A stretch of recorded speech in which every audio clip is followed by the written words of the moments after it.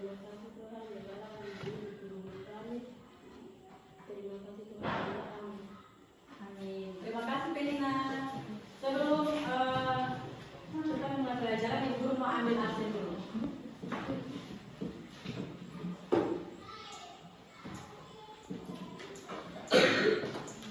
Ada hadir Ibu. Amelia, hadir Ibu. Ricardo, Ike, hadir Ibu. Monica, Moses, Hadir Ibu, Iki, hadir Ibu, Penina, hadir Ibu, Justina, hadir Ibu, Gerhan, hadir Ibu, Noela, hadir Ibu, Carmelita, hadir Ibu, Martin.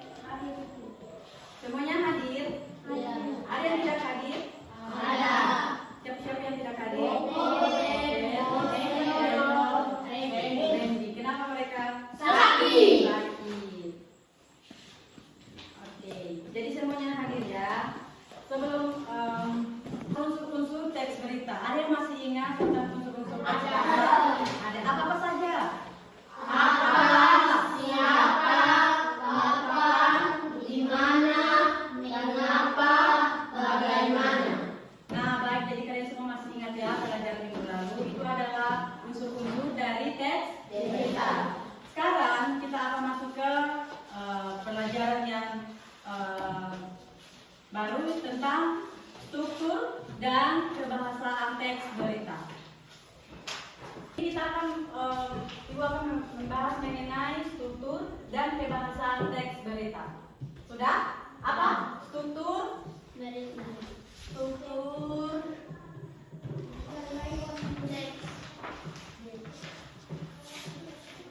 struktur teks dan kebahasaan teks berita. Nah, pengertian dari struktur dan kebahasaan teks berita ini adalah sebuah teks berita mempertemukan kebahasaan dan struktur itu sebagai ciri atau identitas teks berita sehingga kita bisa membedakan teks berita dengan teks yang lainnya. Nah, kemudian dari struktur dan teks berita ini ada terbagi menjadi 3 bagian, yaitu ada yang pertama itu ada pola berita.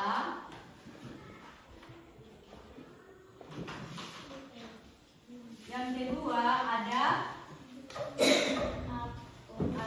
badan berita. Yang ketiga itu ada ekor berita. Yang pertama ada apa? Pola berita. Ada 2 badan berita. Ada yang ketiga ada ekor berita. Dari ketiga bagian pertama itu kita bahas pola berita. Pola berita ini adalah yang pertama itu pola berita ini berisi informasi yang sangat penting. Bisa biasanya dibahas tentang berita itu terjadi. Nah, yang kedua itu tentang badan berita. Badan berita ini penting juga, tapi tidak sepenting yang ada di pola berita. Badan berita ini hanya menjelaskan beberapa bagian yang memang belum ada di kepala berita, atau yang ketiga ini tentang ekor berita. Yang ketiga ini tentang ekor berita. Ini biasanya berisi kesimpulan atau penutupnya. Ekor berita ini dia berisi tentang kesimpulan atau penutupnya. Nah, kemudian kita akan masuk ke yang berikut. Kita akan masuk ke kebahasaan teks berita. Kebahasaan teks berita.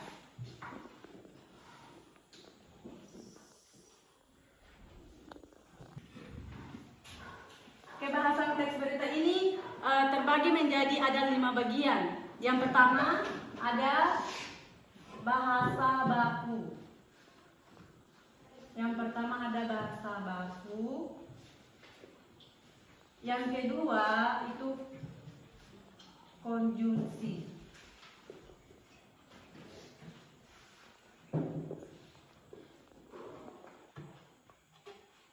Yang ketiga itu ada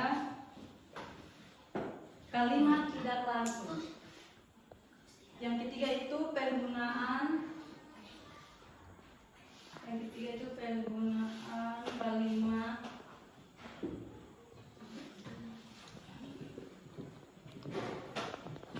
kalimat tidak kata kerja mental.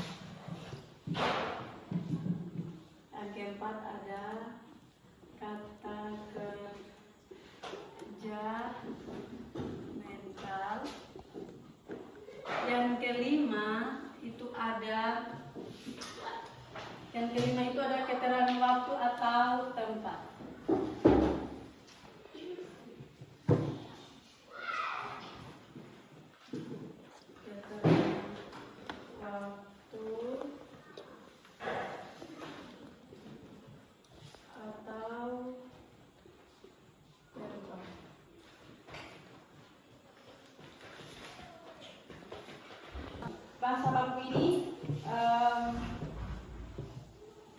Bahasa baku ini adalah bahasa yang sesuai dengan yang sering digunakan di dalam kamus KBBI atau Kamus Besar Bahasa Indonesia yang digunakan dalam dokumen resmi, biasanya contohnya seperti surat atau pidato, buku pelajaran, dan karya ilmiah dan sebagainya. Nah, yang kedua itu ada konjungsi. Konjungsi ini adalah kata untuk menghubungkan kata dengan satu kata yang lainnya. Biasanya ini kedua itu adanya sebuah teks yang berisi tanda kutip dua. Yang ketiga, yang keempat ada keterangan. Yang keempat ada kata kerja mental. Kata kerja mental ini kata kerja atau verba mental yang adalah kata kerja yang menerangkan tanggapan, perasaan, pemikiran, dan perbuatan yang tidak bisa diamati secara fisik. Yang kelima ini keterangan waktu atau tempat. Keterangan waktu atau tempat ini identik dengan kapan atau di mana suatu peristiwa itu terjadi. Sudah? Nah, yang berikut itu ada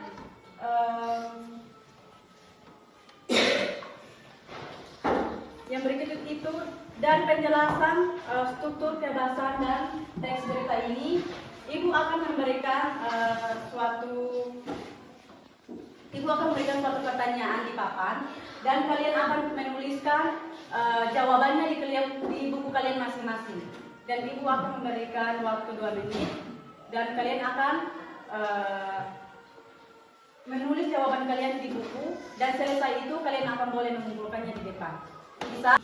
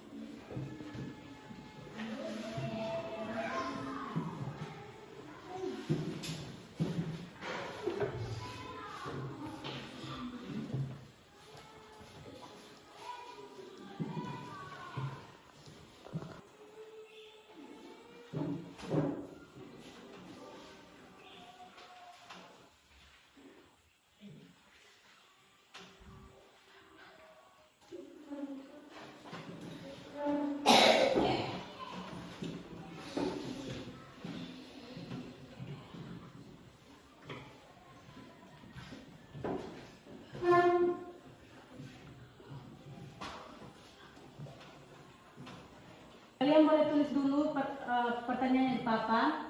Nah, sekarang kalian tulis dulu jawabannya di buku kalian nanti. Setelah itu sudah selesai, kalian boleh kumpulkan kepada ibu di depan. Sudah?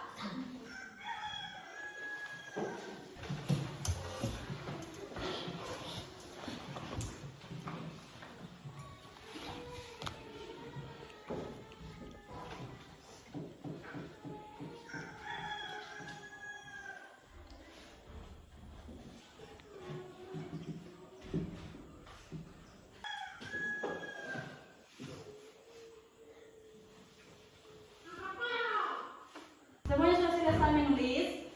Sudah, waktunya sudah selesai. Sekarang kalian boleh kumpulkan bukunya di depan.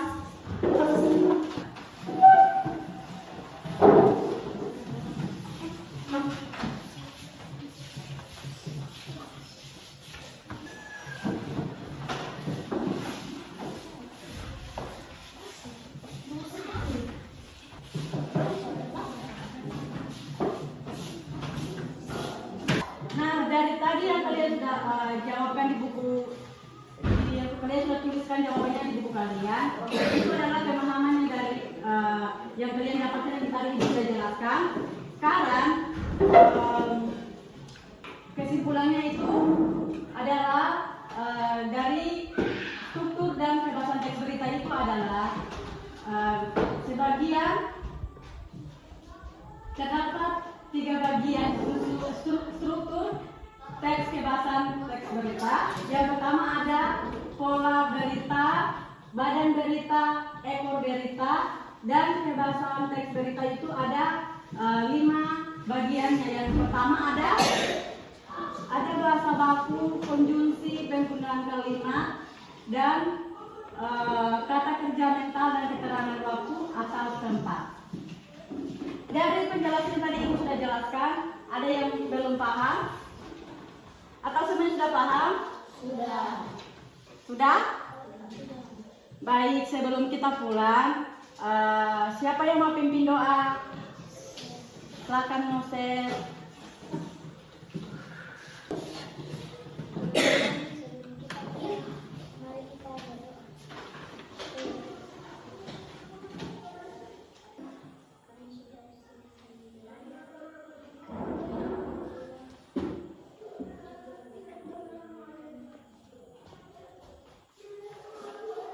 Terima kasih Moses, silakan duduk kembali.